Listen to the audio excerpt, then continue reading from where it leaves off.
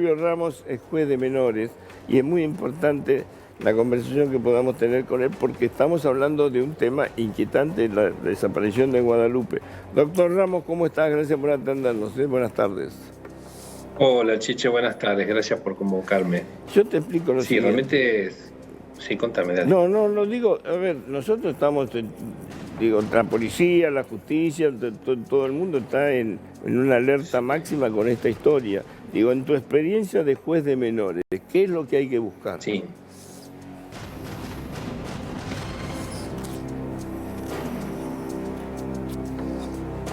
¿Me estás escuchando vos? No me está escuchando el doctor. Se congeló, bueno. Ahora te escuchas. Lo que digo es, ¿qué es lo que... Te cuento la experiencia. Sí. La experiencia fáctica que tenés vos como juez de menores. Mira, yo tengo, digamos, una doble experiencia. Primero por la práctica judicial y luego porque yo estuve un tiempo asesorando en la Cámara de Diputados de la Nación, en el año del 98, el 2002. Y ahí trabajamos dos instrumentos muy importantes. El Alerta Niño, que hoy por hoy está funcionando como el registro de niños desaparecidos.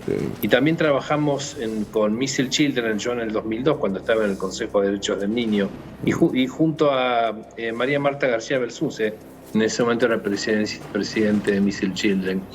Y lo primero que notamos es que faltan instrumentos y faltan líneas de investigación concretas aprovechando las experiencias de otros países. En casos como estos, o como el de Candela Rodríguez, que ya hace 10 años que ocurrió esto prácticamente, lo que se notó es que se tomaban todas las hipótesis posibles y esto es dilapidar los esfuerzos, ¿no? Hoy por hoy ya tenemos mayor experiencia, pero deberíamos también contar con la cooperación internacional. Este tipo de delitos, ya desde hace varios años, cuentan con protocolos internacionales y colaboración de las agencias más especializadas. ¿Vos crees que nosotros todavía tenemos elementos rudimentarios para investigar esto, que no estamos a la altura del mundo para investigar esto? Seguro. Eso seguro. Eso es gravísimo. Por ejemplo, hemos avanzado muchísimo. En realidad tiene que ver también con una centralización o no de las investigaciones en este caso. Chile, nosotros somos un país federal y cada provincia organiza su fuerza policial y sus técnicas de investigación. Debería haber una coordinación en cierto sentido, ¿no? Por ejemplo, la hay en materia de ciberdelitos y sobre todo de pornografía infantil. Acá, en este sentido, el país ha avanzado muchísimo y está hoy por hoy a la altura de las naciones que internacionalmente se dedican a detectar estos delitos. Por eso hemos sido tan eficaces en los últimos 4 o 5 años en detectar la pornografía, la distribución, la producción dentro del país. Pero en esta materia yo, por ejemplo, sigo el caso de Guadalupe de la semana pasada. Cada vez que aparece uno de estos casos me preocupa muchísimo, porque estamos hablando de que ya los niños son vulnerables, pero las niñas son más vulnerables todavía. Y estamos hablando de una niña de 5 años. Y desde la semana pasada se especula, desde una rencilla familiar, narcotráfico, ahora se especula con que hubo una especie de secuestro para apropiación.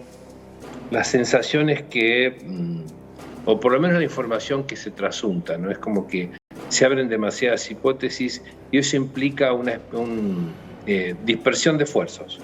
El caso Candela Rodríguez fue un gran ejemplo. Ahora, vos lo que me decís que nosotros tendríamos que mirar esto ya dentro de un contexto internacional, de que esta chica fue captada por una red.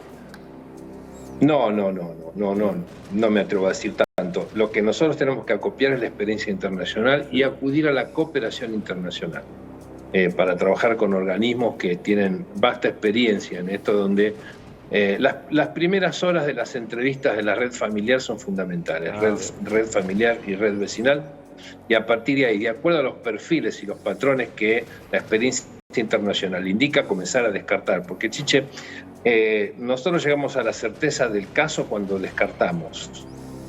No tenemos una intuición mágica, sino que vamos eliminando hipótesis para poder centrar esfuerzos en la búsqueda de los indicios, pero ya con un horizonte más armado, ¿no? Yo comparto la dificultad de investigar, sí. No, pero lo que digo es lo siguiente, a ver qué tecnología habría que haber aplicado, qué tecnología tendría, por ejemplo, un país más avanzado que nosotros. O decís, en las primeras horas, el interrogatorio familiar y vecinal es clave. Las entrevistas. Digo,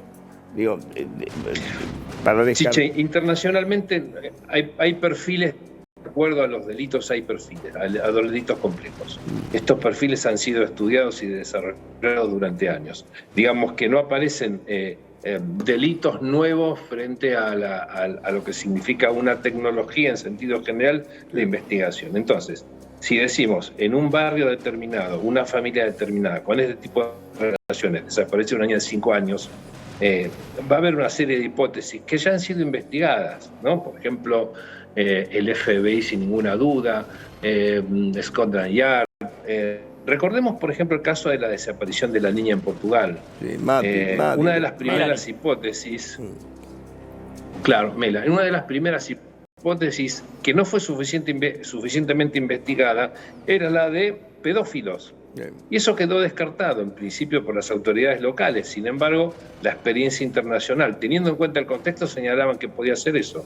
Y se descubrió muchos años después el verdadero autor del rapto y de la pedofilia. Sí, ¿no? aparentemente entonces, fue es importante en estos casos. Un personaje alemán que pasaba por el lugar y que la tenían fichada. Por eso le preguntaba por su expertise, porque en la zona no hay registro que se haya repetido esto antes. No, es la primera vez. Pero 50 kilómetros de redonda, nada de esto. Pero nadie desaparece en Portugal. No, pero le pregunto, de acuerdo a la expertise del DOC, el DOC tiene buen olfato aparte.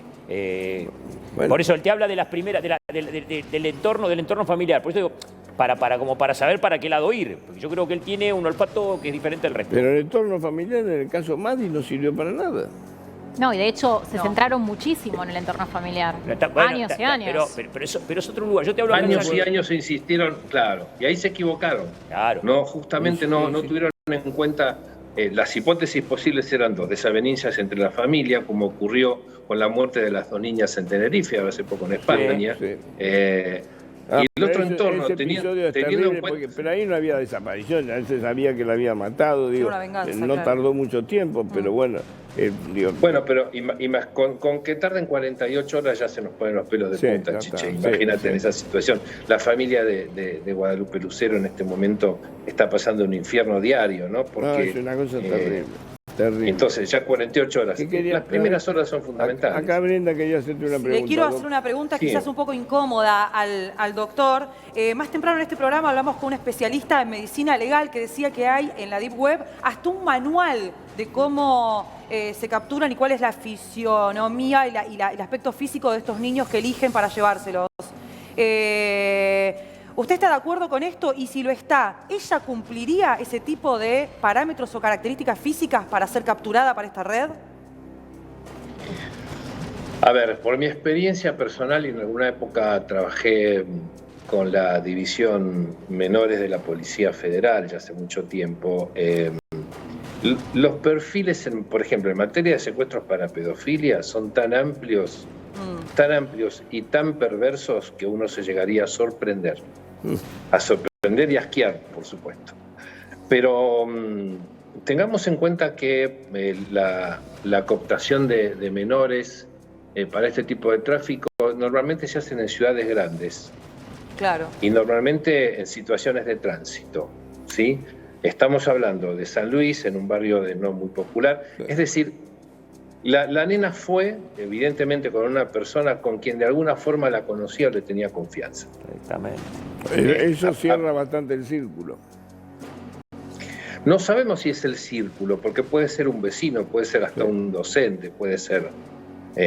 pero alguien que referenció a la niña y la niña la referenció y la niña lo conoce. Se fue. Exactamente. Doc, ¿me podés aguantar